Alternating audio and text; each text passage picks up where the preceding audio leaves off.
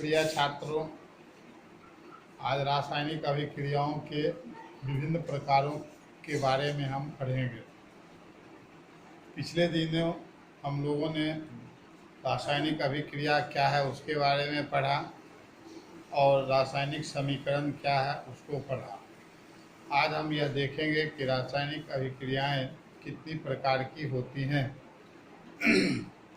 तो सबसे पहले आप यह जान लीजिए कि रासायनिक अभिक्रियाएं कई प्रकार की होती हैं। इनमें कुछ प्रमुख निम्नलिखित हैं। इसमें एक नंबर आपको हो गया संयोजन अभिक्रिया। संयोजन अभिक्रिया। दूसरा हो गया वियोजन या अपघटन अभिक्रिया।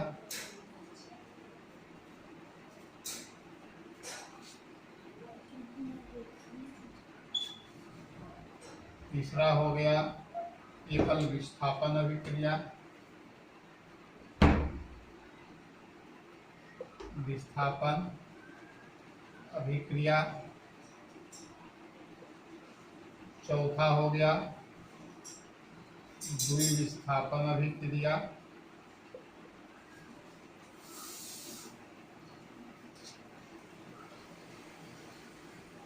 पांचवा हो गया ऊष्माक्षेपी अभिक्रिया।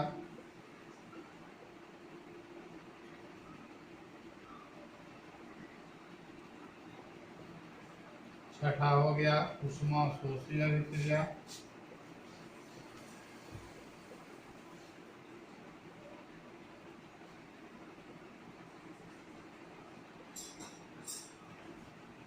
सातवां हो गया अवक्षेपन अभिक्रिया।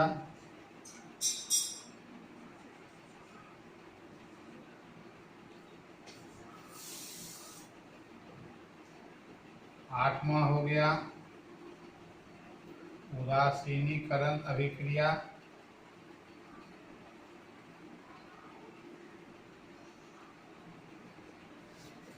यहाँ पर हम 8 तरह की रासायनिक अभिक्रियाओं को लिखे हैं। इसमें सबसे पहला है संयोजन अभिक्रिया, दूसरा है वियोजन अभिक्रिया, तीसरा एकल विस्थापन अभिक्रिया, चौथा द्विविस्थापन अभिक्रिया, पांचवा ऊष्माक्षेपी अभिक्रिया, छठा ऊष्माशोषी अभिक्रिया, सातवां अवक्षेपन अभिक्रिया, आठवां उदासीनीकरण अभिक्रिया। इसको लिख लीजिए 1 मिनट में।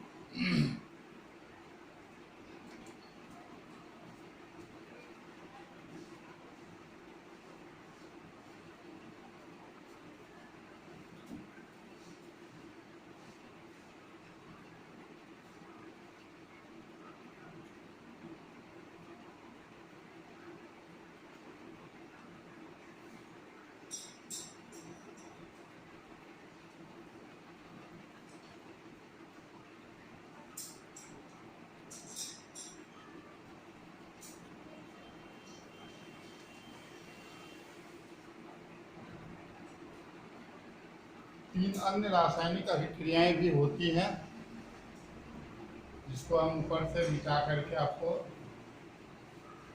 लिख रहे हैं।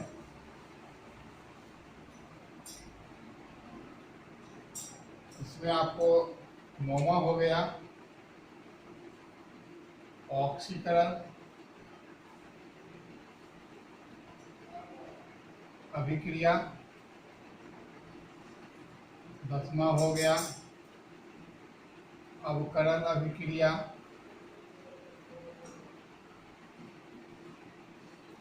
और 11वां हो गया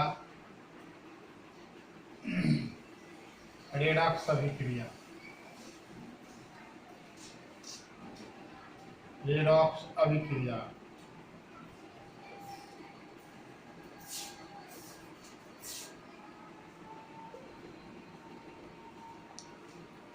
तो कुल 11 प्रकार की रासायनिक अभिक्रियाएं होती हैं।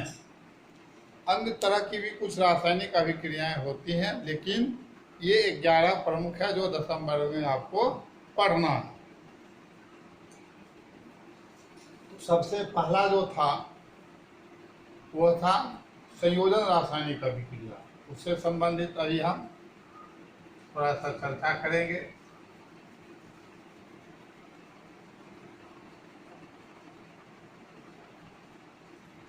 लास्ट वाला 9वां वाला है ऑक्सीकरण अभिक्रिया, 10वां वाला है आपको अवकरण अभिक्रिया और 11वां है रेडॉक्स अभिक्रिया।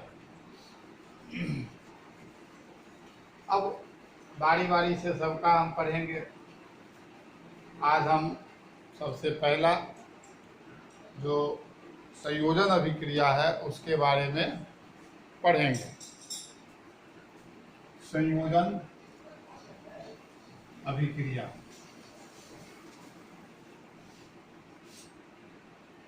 इसको अंग्रेजी में कहेंगे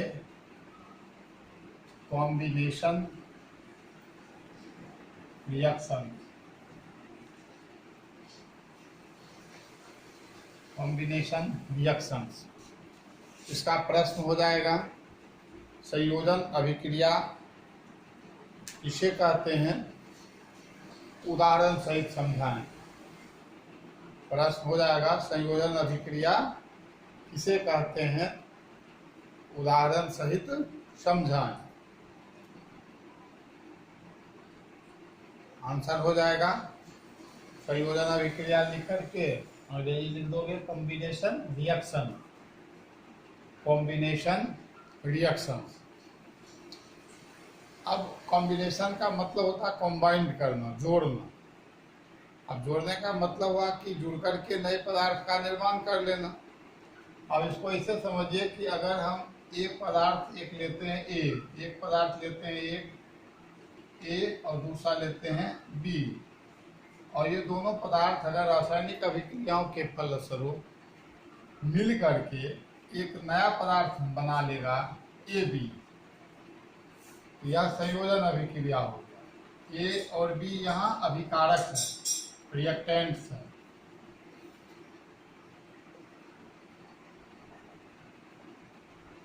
और ये भी इसका उत्पाद हो गया, प्रोडक्ट हो गया। तो इस अभिक्रिया में आप देख रहे हैं कि दो अभिकारक, रिएक्टेंट कितने हैं, दो। अब ऐसा नहीं दो ही हो सकता है, तीन भी हो सकता है, चार भी हो सकता है, लेकिन प्रोडक्ट हमेशा कितना बनेगा, एक। उत्पाद एक बनेगा। तो अभिकारक कम से कम दो हो, अधिक से अधिक कितना रहे, उत्पाद बनेगा एक। तो इसका हम परिभाषा इस रूप में दे सकते हैं कि वह सभी रासायनिक अभिक्रिया जिसमें दो या दो से अधिक पदार्थ रासायनिक अभिक्रियाओं के फलस्वरूप मिलकर एक नए उत्पाद का निर्माण करता है, संयोजन अभिक्रिया कहलाता है। संयोजन अभिक्रिया कहलाता है। दूसरे शब्दों में हम कह सकते हैं जब दो या दो से अधिक रासायनिक पदार्थ आपस में क्रिया करके,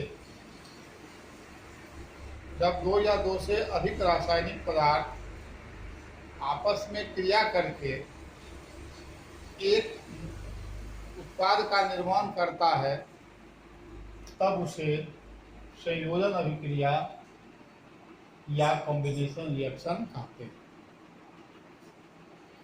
यहाँ अभिकारक दो या दो से अधिक होगा, उत्पाद एक होगा, सिंगल प्रोडक्ट होगा। Reactants more than two or more than two, whereas product is only one. अब हम लोग इसको यह भी लिख लेगा कि यहाँ पर अर्थात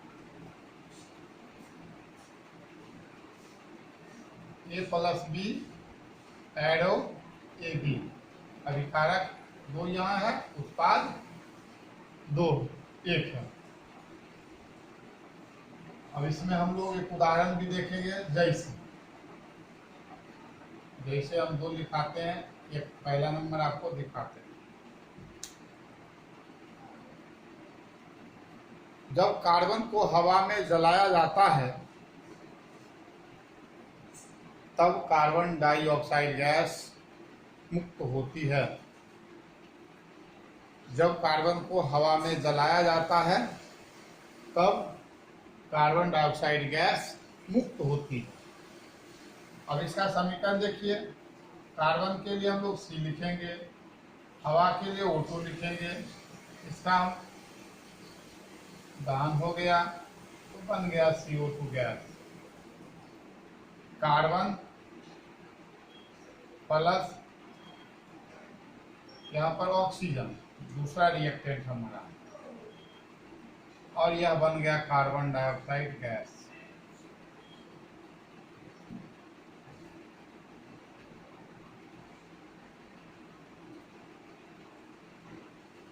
अब इस अभिक्रिया में आप देख रहे हैं कि अभिकारक हमारा दो है, कार्बन और ऑक्सीजन, जबकि प्रोडक्ट सिंगल बना है कार्बन डाइऑक्साइड गैस। तो यह संयोजन अभिक्रिया है। लास्ट में लिखिएगा यह संयोजन अभिक्रिया का उदाहरण, क्योंकि यहाँ दो अभिकारक हैं और उत्पाद के रूप में केवल एक पदार्थ का निर्माण हुआ। एक दूसरा उदाहरण भी लिखते हैं हम लोग।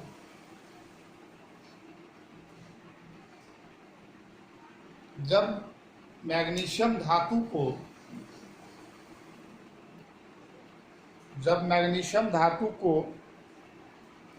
हवा में जलाया जाता है तब मैग्नीशियम ऑक्साइड बनता है।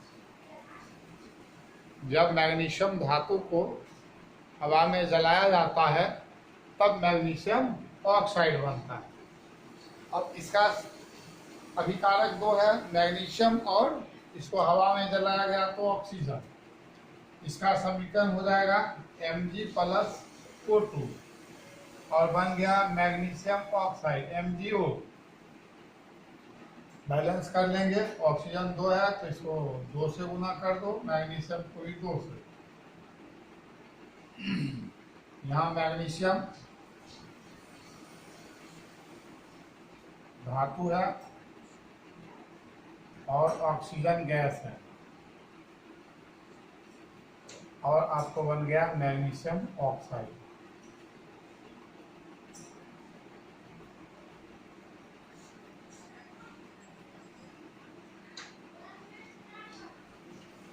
अब यहाँ भी देख रहे हैं आप कि अभिकारक कितने हैं, दो, मैग्नीशियम और ऑक्सीजन, और उत्पाद के रूप में मैग्नीशियम ऑक्साइड बना है, इसकी संख्या मात्र 1 है।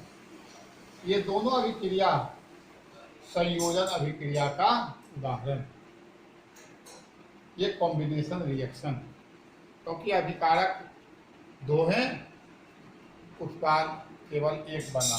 अब ऐसा नहीं है कि हमेशा 2 ही अभिकारक होगा, 3 भी रह सकता है,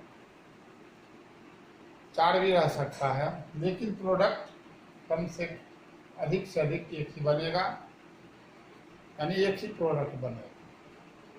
तो संयोजन अभिक्रिया जितनी भी होगी उसमें कॉम्बिनेशन होगा, कंबाइंड होगा, 2 या 2 से अधिक पदार्थ आपस में मिल करके एक नए पदार्थ का निर्माण करेगा, हमेशा एक सिंगल प्रोडक्ट बनेगा। और मोस्ट ऑफ केसेस में देखा गया है जितनी भी संयोजन अभिक्रियाएं होती है उसमें ऊष्मा उत्पन्न होती है, ऊष्मा मुक्त होती है। इसलिए संयोजन अभिक्रिया प्रायः ऊष्मा क्षेपी अभिक्रिया का भी उदाहरण है। अब जैसे कार्बन को हवा में जलाओगे तो CO2 तो बनेगा ही है, हीट भी मिलेगा, ऊर्जा भी, ऊष्मा ऊर्जा का भी रिलीज होगा। मैग्नीशियम हवा में जलेगा, यहाँ भी मैग्नीशियम ऑक्साइड के साथ साथ ऊष्मा मुक्त होती है। इसी तरह से अन्य अभिक्रियाओं में भी ऊष्मा मुक्त होती है। इसीलिए combination reactions are also in example of exothermic reactions. इतना हम लोग पढ़ लिए। आज ट्रायल के रूप में पहली बार हम लोग एक रासायनिक अभिक्रिया के बारे में पढ़े हैं। संयोजन अभिक्रिया। और वीडियो अच्छा लगेगा क्योंकि ये ट्रायल है, तो फिर अगले दिन अन्य रासायनिक अभिक्रियाओं के बारे में पढ़ेंगे। इसको बार बार चला के देख करके कॉपी पे लिख लेगा और कमेंट अपना भेजेगा, देखेंगे कि ये कैसा लगा आपको। फिर अगले दिन इस पर चर्चा होगी।